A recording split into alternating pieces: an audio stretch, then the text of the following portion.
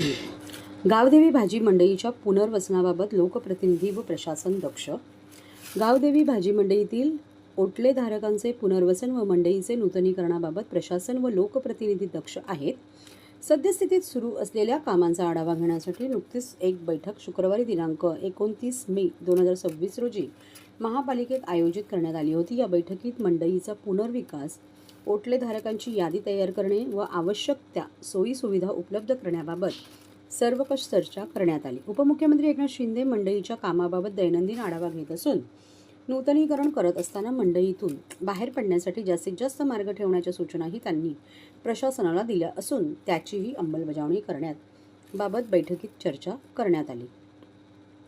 महापालिकेच्या कैलास अरविंद पेंडसे सभागृहात झालेल्या बैठकीत सभागृह नेते हनुमंत जगदाळे, शिवसेना गटनेते पवन कदम, स्थानिक नगरसेवक संजय वाघुले, सुनेश जोशी, मृणाल पेंडसे, नगरसेवक रमाकांत मडवी, उपायुक्त जिजी गोदेपुरे, सहाय्यक आयुक्त महेश कुमार जामनोर, राजेश सोनावणे, उपनगर अभियंता विकास ढोले, शुभांगी केसवाणी, मुख्य अग्निशमन अधिकारी गिरीश झळके, कार्यकारी अभियंता मोहन कलाल, सुनील पाटील यांच्यासह संबंधित विभागांचे अधिकारी उपस्थित होते.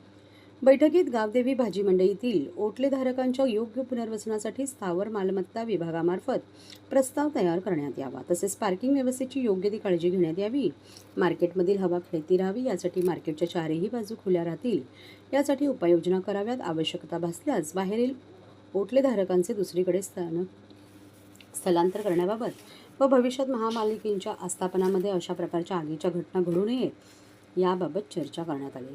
गावदेवी भाजी मंडईच्या पहिल्या आणि दुसऱ्या मजल्यावर जिल्हा नोंदणी कार्यालय होते, त्याऐवजी यापुढील काळात या मजल्याचे रूपांतर हे पूर्णपणे प्रभाग समिती कार्यालयात रूपांतरित करण्याबाबतचा निर्णय बैठकीत घेण्यात आला. तसेच सध्या दुरावस्थेत असलेल्या भाजी मंडईची तातडीने दुरुस्ती करून भाजी विक्रेत्यांना लवकरात लवकर सुस्थितीतील ओटले हस्तांतरित करण्यात येतील. नागरिकांच्या सुरक्षितेला सर्वोच्च प्राधान्य देत तातडीने आवश्यक कामे पूर्ण करण्याच्या सूचना संबंधित अधिकाऱ्यांना या बैठकीत देण्यात आल्या आहेत.